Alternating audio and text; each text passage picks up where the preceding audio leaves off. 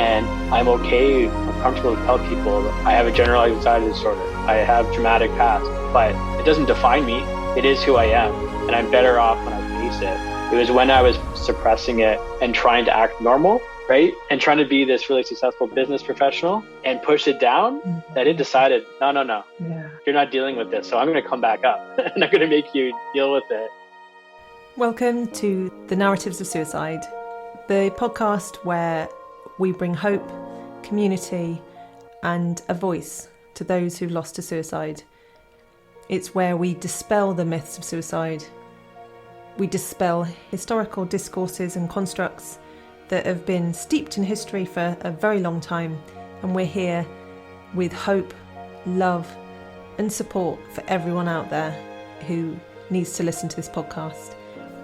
I'm so sorry you're here, but I do hope it can give you something to use in your healing process, to be able to pick up the pieces of suicide and put them back together again in the best possible way that you can.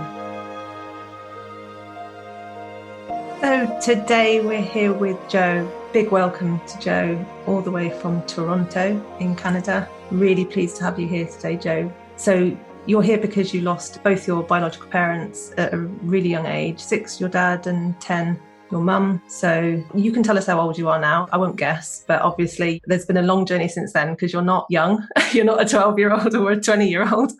How old are you? So I am turning 42 almost exactly a month from today. Oh, okay. So there's been a long journey since those days. Mm-hmm. I'm really so pleased you're here to share that journey with us and help us to understand how you've got through this last 30 years and still be here today, able to speak about it with us, which is awesome. So thank you so much for being here. Really pleased. I'm thrilled to be here. I am fortunate to be comfortable speaking about it. And I encourage others to speak about it because that in itself has been such great therapy for me over the past 3 decades. And I really only came into that comfort level in the past maybe 10 years. Okay. So in your 30s, you felt that you could share your experiences a lot more. And that's why you're here today. Yeah, on a bit of it. And it's funny now I'm in my 40s. Maybe it's the midlife crisis, but my midlife crisis is to help others and to spread awareness of mental health and suicide and reduce the stigma around it so we can help people. We can support them better. Yeah. I mean, tell us a little bit about your company first and just then your vision for how you're going to do that and how you're doing that already by donating and things. That would be a good place to start, wouldn't it, I think?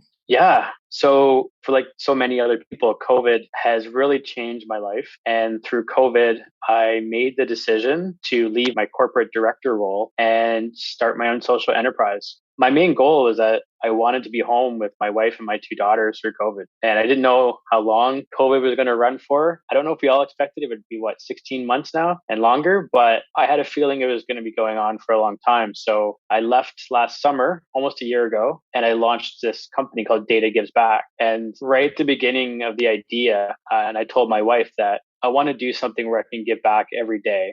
And I want to do it helping others that have gone through grief, gone through loss, the mental health impacts of that. And I had been working a little bit with a great charity called Season Center for Grieving Children, just about an hour north of Toronto. So I donate 25% of my monthly gross revenue to them. Awesome. Yeah. And last fall, they named me an executive ambassador.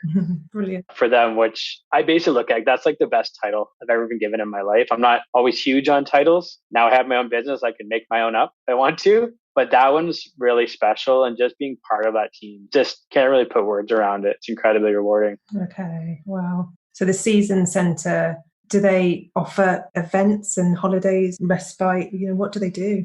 So at the core, they do peer-to-peer programs to help children, teens, and young adults deal with the grief, usually of an immediate family member, of a parent or a sibling. But the thing that I really like about it, and I can strongly relate to, is that they group the kids or teens by age groups, but even cause of death. Yeah. So they have groups that are focused on suicide survivors. Yeah. I had never heard that in my life. And for what myself and my siblings went through when I heard about the course or the story of these programs, I knew that that would have been the best thing that we could have gone through, we could have worked through. Yeah. Seasons wasn't around in the 80s when we lost our parents, but it has been now running for 25 years and it's there. It's like nurturing people along their journey, their grief journey, which is really lifelong. Yeah, totally. Yeah, it lasts forever, doesn't it? Mm-hmm. And if you start when they're young, when they've experienced it, you just already hit the ground then, don't you? So that then that lasts and lasts and lasts for 30 years that you've been doing it on your own by the sounds of it. Not on your own, but well, tell us what happened then. Tell us what you got, what support you got.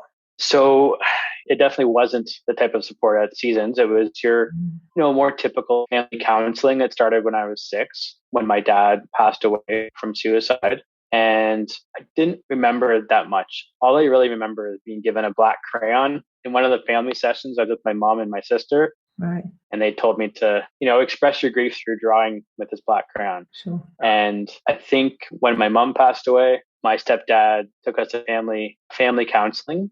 And my sister's 4 years older than me. She was 14. My mom passed away. She was going through so much. And then she ended up becoming this amazing kind of pseudo mom for my younger brother and I, and trying to take care of our family that, right. I mean, she needed as much of that airtime in that family counseling as possible. So I was super quiet. I didn't want to tell anyone about my problems. My stepdad and my sister were going through so much. It just didn't seem like my problems were meaningful enough to talk about. And then I didn't get counseling probably again until I was in my 30s. And that was a big mistake. Right. It was a big mistake. And then I went into more the one-on-one work. And that's where I've been the past few years. And I'm out now working with a CBT psychologist specialist. And that has actually helped me tremendously. Okay. So the mistake is not seeking support, but you're young. How would you know to do that? I'm questioning, I guess. Well, and the terrible thing is that, I mean, this is when I was in high school in the 90s. There's a pretty big stigma around being a teenager and just openly saying, I want to go see a psychologist or a psychiatrist, and stigma and label around that. But I was struggling with severe anxiety and panic attacks through my first 2 years of high school. I was ashamed to tell anyone. I didn't know what it was. It scared me, but I didn't know who to talk to. So I didn't really tell people about it. I just bared it. And it was really bad. It was really difficult. Yeah, you're a young teen growing into a man. Were you adopted by then, or where were you living then? Yes. So I was incredibly fortunate when just 5 months after my biological father passed away in 86, my mom was remarried. My parents were separated when I was 3. My mom had been on her own for a few years. Okay. So my stepdad adopted my sister and I was 10. At my mom's funeral, it's one of the things I remember the most is when we were leaving the church, kind of put his arms around my sister and I and our younger brother, who's his son and was my mom's. And he just said, we all need to stay together and we'll do whatever we can to stay together. And wow. So in my name, that's where the rising comes from. So he adopted me. I kept my biological father's name, Lyons, but I am also a rising through and through. So I have this unique last name, Lyons Rising. Awesome name. Yeah, it's a great name. But it means so much. It reminds me of where I've come and who's been there with me and all the family I've lost, but I've also gained. Gosh. Wow. What a stepdad, dad. I guess you call him dad, but stepdad, dad. Yeah. Put his arms around you then and say, we're sticking together, and you stuck together. And wow, when he was grieving himself, to give you that stability. What an amazing guy, really. Yeah. And, he grew up in an era that is a lot more like masculine, right? That you don't really get a chance to show your feelings as much. He was a professional motorcycle racer, a mechanic. Right. He actually came and he was part of the crew at Isle of Man, Yeah. just around the UK. So yeah. Anyways, it was really tough for him, what he went through and the impacts. And knowing what I know today is I wish I could have just had time off, a month away, just gone to therapy and gotten the support, because it was really difficult for him. He was by himself for 8 years until he got remarried. And with 3 children. Yeah. And it was a really tough go. And he lost his business when my mom passed away in 1989, when there was also a recession. Wow. So he goes from having this life and this expanding business to having to rebuild everything. Wow. But also try to protect and take care of these kids. Gosh. So you're a teenager going through high school, and just becoming a man in itself or a girl, woman, an adult, going from child into those teenage years through to the adult years is challenging enough, exciting in one way, empowering one way, working out who you want to be, finding your autonomy, but also can be really scary. And so you were doing that with your stepdad and having that there, but fundamentally you'd had those experiences as a child, which shocking is not even the right, it doesn't even touch it, does it really, for a child to experience those kind of losses, does it? So close together. So the anxiety and things came up in high school, but you were feeling just bury them, because at the point in those times, nobody wouldn't say to you, mate, would you? I feel like I can't breathe with panic attacks and stuff. Wow. So one of the game changers for me is my best friend today. We became best friends kind of through that time in high school. Wow. And he was the first close male friend that I was really comfortable opening up. He was really sensitive like me. He hadn't gone through a lot of trauma and traumatic loss, but he had this amazing, loving family, this great nuclear family, which I attached myself to, and they embraced me wholeheartedly. And yeah, we were able to have these really deep conversations. We still do today that I never had with peers. Okay. Right. So from 10 until 15, I didn't talk to my buddies about my anxiety or my depression. I barely ever talked about my parents. It felt kind of really awkward. And so that changed. And it really got me out of my shell. And he taught me how to snowboard. And snowboarding became this huge passion for me and this great outlet. Yeah. And so I became part of this like snowboard community in the winter and the summertime. It was a skateboard community, and it really helped. When I was in high school, that was a big game changer for me. Yeah, I guess I hear that about young men, boys, or even girls, but I just really significantly hear it with boys if they've got something like that to focus their energy on. But also with the community you get from being in a group like that, where you've got the community, you do events together, or there's the camaraderie around it. I hear that that's so important for young men, let alone grieving young men. And I guess that's what Seasons gives, isn't it? It gives that peer support and that solidarity. That's right. Yeah, and the camaraderie that we get you, we're with you, isn't it? Yeah. Yeah. So snowboarding, do you still do it now? I do a little bit, not as much as I would like to, but I have taken my oldest daughter a few times, and kind of post-COVID, I am hoping to get back out because it is such a great, especially in Canada, it's such a great way to spend the winter. If you're skiing or snowboarding. Before snowboarding, I did downhill ski racing. So yeah, it's a great thing. And if you're dealing with different mental health struggles, there's just so many great things because you just have the natural endorphins coming through the sport, right? But I used to go snowboarding for like 12 or 14 hours a day. Wow. And you don't even think about how tired you are and all this exercise because you're just having an absolute blast. Wow. Right? You're just hanging out with like 20 or 30 people. And there was a cool culture of snowboarding where we just supported everyone equally. It wasn't super competitive like you might think it is when you see the Olympics. Right. It was like, no matter how awesome or amateur someone was, like they're still your friend and you're supporting them and you're like getting excited when they land a new trick or you're helping them up when they fall. People are teaching each other all the time. That was kind of the thing. Friends teach each other to snowboard, and then you teach someone else that just kind of joined the pack. Yeah. So it's a pretty neat community, and it's a global community that way. Yeah. I'm struck by you say there was a mistake in not getting therapy earlier. So there's a point, I guess, where snowboarding wasn't enough, I'm guessing, but snowboarding took you through some of those teenage years, maybe with that one friend who really you could open up to, you feel safe talking to. I guess you're still having the anxiety build up at those points. You're still growing into a man. Where was the point where that wasn't enough? What happened after, I guess, the 20s when you then enter being a man, working out who you are? And so in my first marriage is where some big triggers came back through. Right. Where these friendships and snowboarding, and in my 20s, I also became a DJ. And that was another great musical therapy outlet for me. I produced some music and things. And that also really helped. But at the core of it, like that anxiety and grief was still there. Right. I hadn't really done the deep work, right? And then unfortunately, my first marriage was not great. It was very toxic. It was incredibly emotionally taxing and triggering for me. Right. And when I came out of the separation, I was in a really low point. I would compare it to similar to the grief I felt when losing my mom, which was weird because there wasn't a lot of like love lost at that point. I was more ashamed that my marriage had failed. And I just was feeling like I had failed. Like my life was not supposed to go through this. I had gone through so much. It was supposed to be all like rainbows and sunshine, and everything in the future was supposed to be so much better than I dealt with in the past. It wasn't like that. I had to rebuild myself when I was 33. So I started having panic attacks. And I hadn't really felt them like that. And I was feeling them differently because of my age. It was a different feeling because I had a pretty stressful job with a lot of responsibility. So that tacked on top of going through a stressful separation or divorce, it put me into a really dark spiral.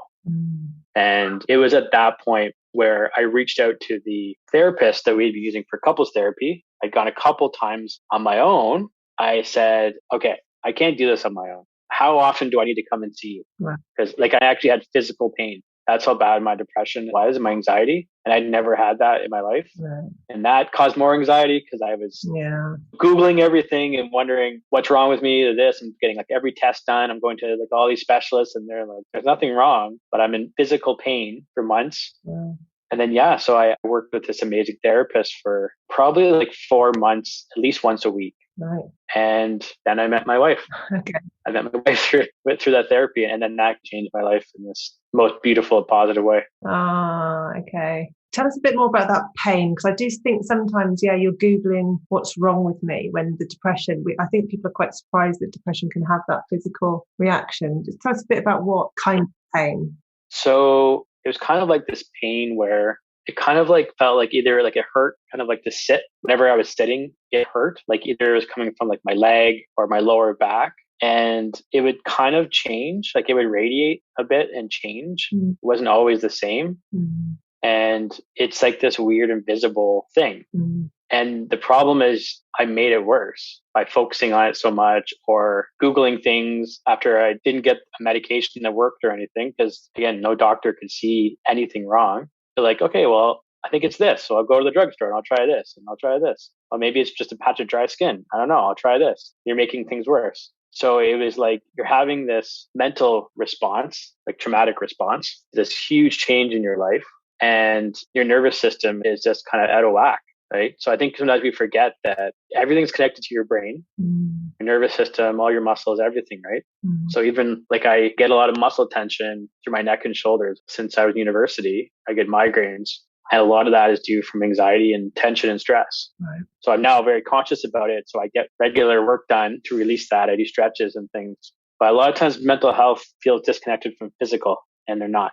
They're interconnected. Totally. We're so holistic beings, aren't we? There's more signals sent from our stomach than there are from our brain to the rest of our body to say what's going on. And that's why food and everything is so important, our nutrition. And a lot of our body holds memories of the trauma. The body remembers more so maybe than our heads, because our heads can disassociate, push it down, repress it. Not successfully, but they can do it. They can push it down. But the body always remembers. And I think that's why it always triggers up to the brain memories or flashbacks, things like that with the trauma, because your body's saying, I haven't forgotten. And so you're doing something now about that. You do yoga, is it yoga? Yeah. So through COVID for the past 8 months, my wife and I have been working with our previous yoga instructor, but now doing virtual couple of sessions. Okay. And it's been great. It's really helped. Even at times when I still get anxious, the yoga breathing is a real game changer. It took me a while to figure it out because it's not your typical breathing or even the usual deep breathing we're used to. Right. But if you're dealing with anxiety, you got to be mindful of your caffeine and other triggers that could be causing it. The one thing people don't often associate to mental health is how tired it can be. It's tiring on your body. So if you're already dealing with some type of other stressor, like say work or relationship, and then you have your own anxiety that you're dealing with, it's serious fatigue, right? So the one thing I do now, and I'm very fortunate because I have a more flexible schedule, is that if I feel like I need to go lie down and take a half-hour nap or just go lie down with one of my daughters, I do that because it has an amazing healing function. And then I'm good to go the rest of the day. Where if I was at my usual office setting, obviously I can't go and lie down for a nap. Yeah, that's a great position you're in, isn't it, to be able to do that? There's a great book called Curse of the Strong, and it's a psychiatrist who noticed a lot of his clients, patients that came in with depression were the strong type, the resilient type, the type that would just crack on, get on with it, even though they're feeling sad or feeling emotional. And he said it's like a pressure cooker that builds up to the point where depression will hit because the pressure builds up so much in our nervous system that it crashes. It's like a computer, it crashes. And then that crashes the depression, and it's your body saying, you have to stop now. You cannot be resilient, strong, carry on anymore. It's like depression is the chemical depression, I mean, where you wake up and you just physically don't want to get out of bed. You've got that heavy cloud over you all the time. And it's very chemical feeling, isn't it? It's a body sense of, I can't do anything anymore, this helpless cloud of depression. And he said that's your body kind of saying you have to stop. And it forces you then to go to therapy, to think about what's going on, to literally stop. So you're doing it now, which is the healthy way to do it. Us strong, resilient people, I recognize it in myself. I'm a strong, resilient person. And that's how I've just been brought up. And I recognize now if I need a day off or I need an hour to just be flat, calm, peaceful, quiet, lie down. How many times when I grew up, did my parents say you shouldn't sleep in the daytime? Do you know what I mean? Or anybody would say, don't have a nap in the daytime. It's for lazy people. I can hear my brain sometimes saying you shouldn't be resting. Now there's things to do. And I say to my brain, be quiet. I'm good. This is important for me, knowing like this book, that unless I take my regular breaks, I can't do that forever, especially when there's something underlying it like anxiety or grief or anything like that we need to be aware of, don't we? Respect. Yes. Respect it. I think that's a good word. Yeah, definitely. Respect our psychological makeup, our bodies. Respect the communication from it, I guess, because you listen to it, observe, listen, which it sounds like you're great at doing now. So you've learned how to do that somewhere, somehow. Yeah. And so I'd love to say that it just came naturally and it was easy. It was really tough, and it came out of a very scary situation where, I don't know, probably about a year after my youngest daughter was born, about 4 years ago, I had a huge amount of anxiety build up to 3 serious panic attacks that just came out of left field, right? And 2 of them started actually at work, which was rare for me. Even like actually I was presenting like a senior leadership type meeting, and I had done hundreds of presentations and never ever had that problem. But it just goes to show that what I found is that I was not coming face to face with this anxiety that I've been carrying for decades. So ultimately it built up to the worst panic attack I've had in my life at home. I felt like I was about to die. I was cold. I was shivering. I was dizzy. I felt like I was about to pass out, and it builds on each other. So the worry about, oh my gosh, this might be the last time I talk to my wife because I think I'm dying, then perpetuates more and more anxiety, right? And so we had to call 911. The usual techniques I've used before to calm down were not working. So we called 911. An ambulance came to our house, and my wife was able to get me to take an Ativan to relax. And the odd thing was, once I knew the paramedics were coming, I was more calm, right? And when they got to our house, we all realized it was a panic attack. There was nothing wrong with me. There was nothing wrong with my heart. There's nothing.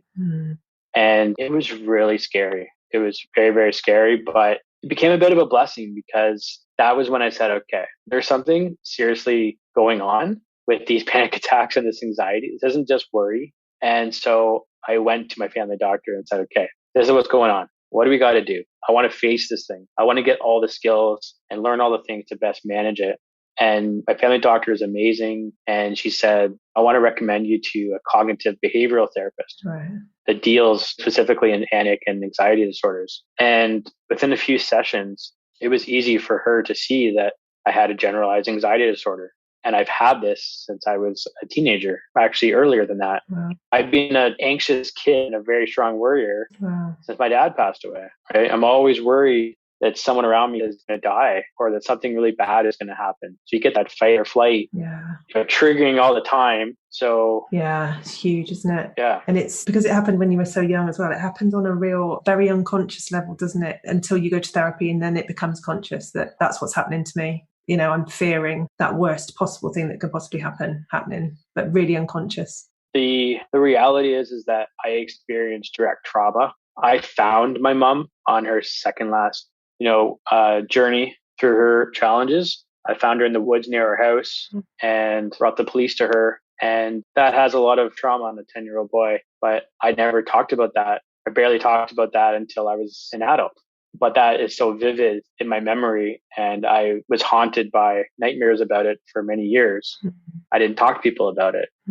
Now I kind of own it, right? I face it and I embrace it and I learn from it. And I'm okay. I'm comfortable to tell people I have a generalized anxiety disorder. I have traumatic past, but it doesn't define me. It is who I am. And I'm better off when I face it. It was when I was suppressing it and trying to act normal right? And trying to be this really successful business professional and push it down, that it decided, no, Yeah. you're not dealing with this. So I'm going to come back up and I'm going to make you deal with it. And actually, once I was diagnosed, I was like, oh, okay, now I know why I've been feeling like this for decades. Yeah. And okay, let's learn it. Let's learn the thing. So I now look at my sessions with my psychologist, which I now do proactively. I don't wait till I'm having panic attacks or when things are not great, like a checkup from my family doctor. Yeah, prevention's better than cure. That's what I'm struck by. Just you're preventing it now happening again, as opposed to waiting for the panic attack and then having to deal with it. You're preventing it by doing your therapy, making things, being aware, owning your stuff, owning the trauma,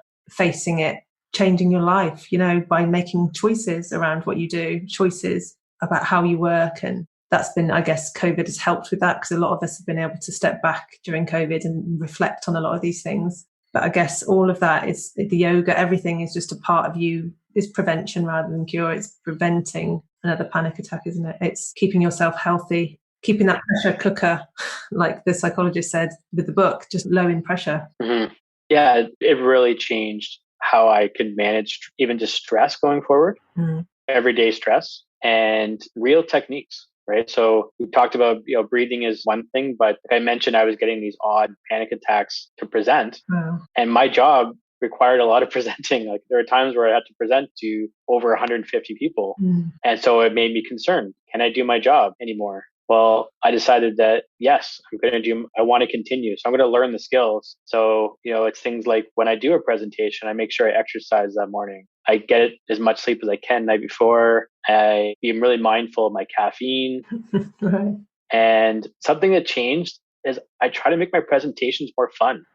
So they don't dread them, right? They don't have these dry, and I work in the data insights field, which is pretty boring and pretty dry. And so it makes it kind of a little bit more intimidating when you're presenting. So I just kind of started this new creative idea with me and my team, and we started wearing like wigs and mustaches and getting in character to do these fun presentations. Yeah, nice. And it stopped being about me not like kind of dreading and actually really excited to do it. Right. So the one thing I learned is that anxiety is just this like energy, and we can decide how we want to use it.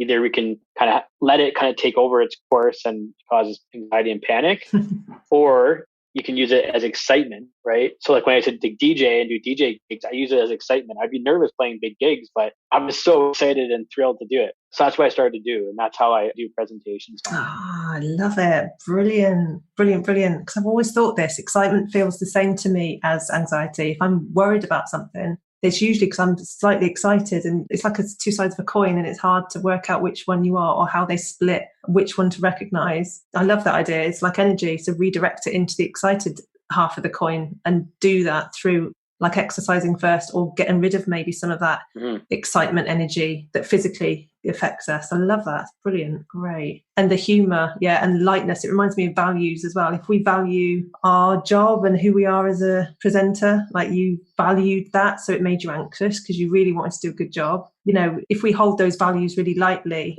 I think that's an important way to perceive things like that as well. If it's really important to do well at your presentation, hold that lightly rather than tightly, because when we cling on to something, our value, because it's so important for me to do that presentation well, we squash it. It's like squashing a feather in our hands. We don't want to let the value go and say it's not important, because then we wouldn't go to the presentation, would we? But we want to just hold that lightly in our hands, like the feather, hold it lightly in our hands and kind of say, yes, it's important to me, but not to the point where I'm going to squeeze the life out of it. And then you bring the wigs in and the life back, and it's just a lighter feel, isn't it? Definitely. Awesome. And it's funny because you actually end up getting better engagement from your audience. Wow. So that's what you do now. It's your own company doing that data analysis, is it? So half my business is I coach others. I do teach on presentation skills, and I do talk about pre-presentation anxiety, which is usually not talked about in a lot of business presentation skills courses.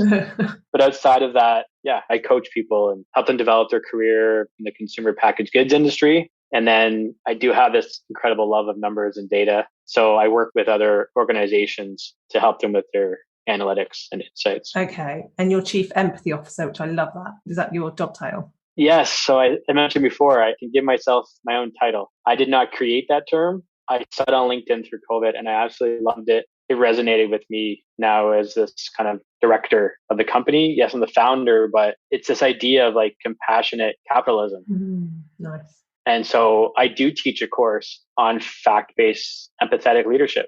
And what we've just gone through and where we're kind of go, like in this next normal, we need to be very empathetic and mindful of our employees. They have gone through so much, right? Either they've gone directly through grief, they've lost people, or they're grieving their own lives. So it is a new world and it's a new mental landscape that employees are now coming back to their jobs. They're not the same. And so they need extra care and that empathy. Yeah, gosh. Which in my eyes, as like a therapist, well, I think we should always have had it. I'm really pleased, if anything, that we're now aware of it and COVID has brought our attention to it. And then people like you can educate or help people to find that, because it's hard to go from a professional business person, isn't it, to a empathic, compassionate one, because you're letting down the facade that... Yeah. It's funny because I remember my first few interviews when I was getting into the industry, and people would ask me, what is like the development area, or things do you think is your weakness? I used to say that I was a bit too nice. Like, I think I'm too nice, right? Because I would look up and I'd see these business leaders and they're like kind of really tough, right? They're like, I don't know, like hands on the boardroom table, or like you might even see shows, people are getting yelled at. And I'm like, I don't even know if I could do that, right? So that even that alone at times made me think, I don't know if I could be a manager one day, or a senior manager, a director. So when I became a director, I was fortunate to kind of come into my own and be like, this is who I am. I don't manage people like they're not human beings, right? And I also don't want to disassociate my personal values from who I am. I show up every work today, and I'm not there for them to like work for me. Like, I'm working for them, right? I'm trying to make their jobs better and coach them and develop them into reaching their goals. So I just kind of did that naturally, and some great managers that I've had through my career. But now I'm seeing so much written about it. I agree. Like, that mental health piece should have been there in large corporations. And I am encouraged to see many companies now focusing on it, but there's still so much room and work to understand, when an employee goes through grief, right? Or an employee that has an anxiety disorder. Yeah.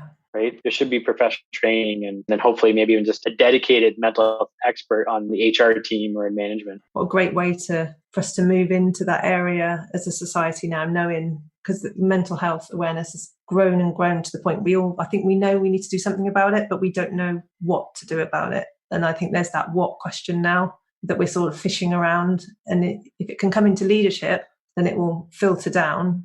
If the leader respects mental health, then it will filter down. We won't talk about governments or politics here, but sounds good. Even if some leaders can filter it down, the knowing how, and I think you know how, because you've kind of been there and you've done that and you've lived it and you've experienced your own learning from it and how to look after your mental health. So you're in that position to know how, because you've done the how. And I got to say that when I was diagnosed, I didn't tell anyone in my work, right? I was in fear for many years that if someone got a whiff that I have an anxiety disorder, okay, so all my career aspirations are going to be capped. And even my current responsibilities might be reduced. And that's just a reality of business. It's not industry specific. Again, things are improving, but that stigma 100% still exists. And I've seen it. I've seen people go on leave and come back and treat it differently. So I think if I wasn't running just my business, I'd probably go on that tangent. Maybe I will down the road. But I do speak regularly to other like mindfulness coaches, and they're doing great work for different companies, and they're trying to teach. Because the number one resource in every company are the human beings. And they're human beings. They're not robots. They're not automated machinery. They're very complex individuals with complex feelings, but they're also amazingly creative and bright. Yeah. And they're all carrying their own unique stories like yours is. And we don't know what's in those unique stories unless we ask. We haven't got a clue what's gone on. And we all make assumptions, don't we? We assume so much about the way someone presents. Oh, he looks okay, looks professional. Look, he's got a family. Look, he's got this. Yep. He must be okay. And unless we ask, but then we've got to be in the right place to ask. And that's where the culture comes in, of the culture of a company or a society at large that accepts and welcomes those conversations on the ground, rather than, because there's no point in asking unless you want to hear the answer, is there? So tell me about your childhood. And then as soon as you start telling them. Oh yeah, it's definitely an interesting question as someone, if we start talking about it, and I have to make that decision of how open am I going to be? Also, how much time do you have? And are you comfortable with me talking about how serious this is? Because I don't know if you can tell, like, I like having a lot of fun. I joke around.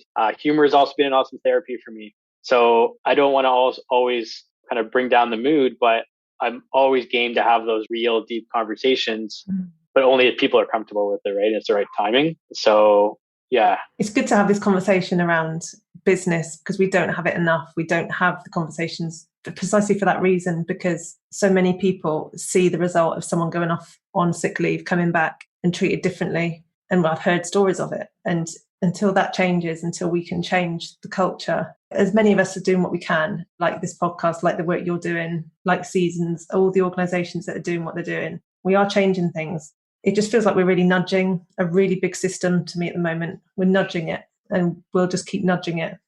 I think the encouraging thing to know is that, so like my dad was diagnosed as a manic depressive in the late 60s. Okay. Through to his passing in 86, not many people knew about it because you did not talk about it. It was nothing like it is today. I've heard stories from family that the reason why the family didn't tell people about it is at that time, your children could be taken away.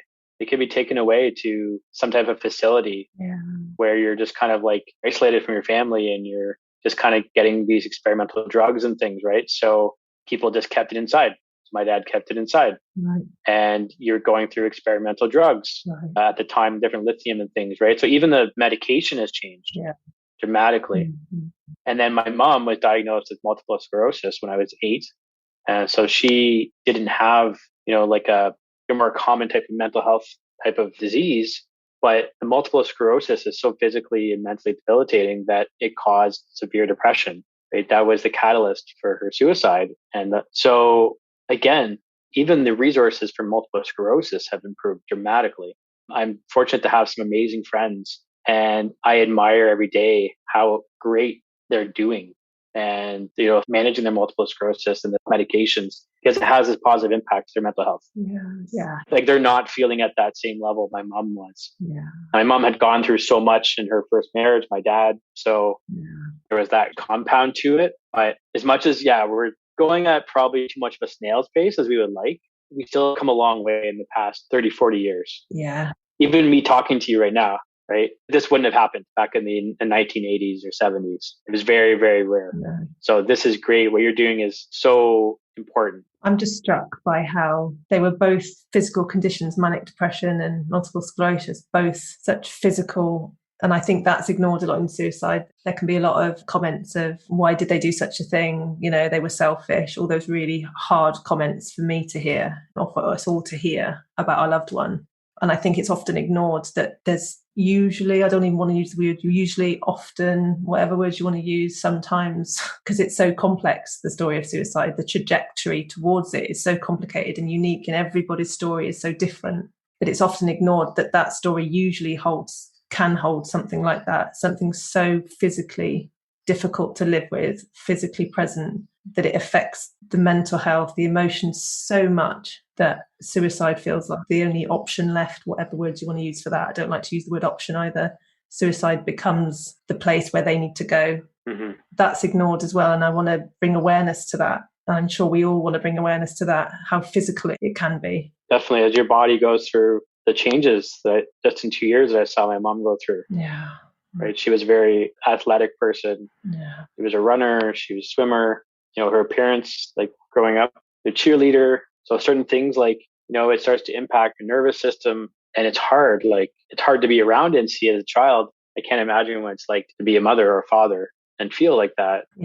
One of the reasons I share my story is that, for those, there's so many people that are contemplating it that don't do it or kind of survive through it. That's a great amount of strength. I have so much respect for all those individuals. But I think the one thing is understanding that there's this trail that's left behind these beautiful souls, right? And I know my parents loved us so unconditionally. It was not what they want. They didn't want us to go through a lifetime of pain. They wanted actually the opposite. Right? They wanted to stop the pain. But that's not true. It actually manifests in everyone that loves you so much around you and your friends and your family. They carry that. the rest of their lives. Yeah. So the one thing is that there actually is this great support system. People like absolutely love these individuals and would do anything to help them. I think that's where society needs to be. Is like we need to link arms, hug these people, pull them back from the ledge from that certain moment of thought. Because guess what? In a few days, a few months, you might feel completely different and be like, wow, I was pretty close to making a decision that I was not ready for. And wow, I am so loved and blessed with everyone around me. I don't want to leave this place. I want to stay here for a long time. And I've witnessed it. I've had a close family friend go through that and completely turn themselves around. It is the most heartwarming, beautiful thing from such a scary event. Yeah. Wow. Feels like a really lovely place to end it. But also with the acknowledgement that although it's left the trail behind for you, losing your parents and your anxiety and your whole journey over the past 30 years, using it, aren't you, as you're with your new identity, like I am with my new identity. It's forming, it's a part of who you are. You can't ignore it. It's a part of who you are. You don't want to ignore it. It's a part of who you are because you loved them, unconditionally. So just the sense of how do we make it part of our identity now? I think you're showing how you can do that by doing your charitable work with Seasons, by being the empathy officer. You're bringing it in, aren't you? You're bringing your own mental health, knowing, learning, experience, as well as the memory of your mum and dad, aren't you, into who you are now as a man, really. Very much so. And I've just got a lot of respect for you with that, because I know it can't have been easy. It doesn't even touch how significant it's been for you. And I've got such a lot of respect, and I feel really humbled by that you are here being the man you want to be, really. That's how I hear it and see it. And I didn't do it alone. That's what I want to be clear. I've been loved my whole life by a lot of close family and friends, and they have been this beautiful network around me. I now have that directly in my home with my wife and my two daughters. So there isn't a day that I don't feel incredibly blessed, and feeling like when we are survivors, right? You and I have suicide loss, and I feel like there was a greater purpose. There's a reason I got through it, and I've come on the other side. And that purpose is to try to help others, but while helping others, I'm helping myself. Yeah. It's great therapy. Yeah. I can't say enough of the good feelings of volunteering and helping others. It's probably one of the most pure forms of good feelings in therapy, giving back. Yeah, very much so. Very much. Yeah, I agree completely. So how can people find you? I'll put the links in the write-up, but how can they find you? They can find you on Instagram, Joe Lyons Rising? Correct. Yeah. And if you find another Joe Lyons Rising, let me know. I doubt very much. Or Data Gives Back. Is that your website? Yes. Okay. Yeah, datagivesback.com is the website. And then for Seasons Center, there's amazing resources on there. It's grievingchildren.com. Brilliant. That's so helpful, isn't it, for people to know where they can go. Is it just locally to Canada, or is it online or? Well, during COVID, they've gone online. Okay. I mean, yes, because for the most part, it's in person, but now there's more online resources and great. Connecting with other centers, even outside of Canada. Brilliant. Great. It's so nice to speak to you. Thank you so much for being here. Anything else you want to say before we finish? I think I would say that grief is this journey, but there's hope and beauty around us if we're able to see it. And that will guide us, and it can guide us all. So don't give up. It will get better. I'm telling you that. Thank you. Thanks so much for having me, Sue.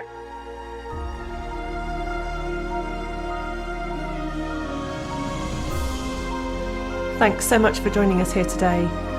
I hope it served you and given you something for your journey with suicide. Come back and subscribe, like, do whatever you need to do on your platform to help us to raise awareness of suicide, because the more we keep saying the word, the more we can gain support for us left behind, and the more we can raise awareness of the word and how society sees it and reduce this stigma that's so attached to it. Please get in touch. You can find me on my website, suicidegriefsupport.com. I really want to hear from you. But for now, please take care of yourselves and take care of each other. And remember, we are stronger together.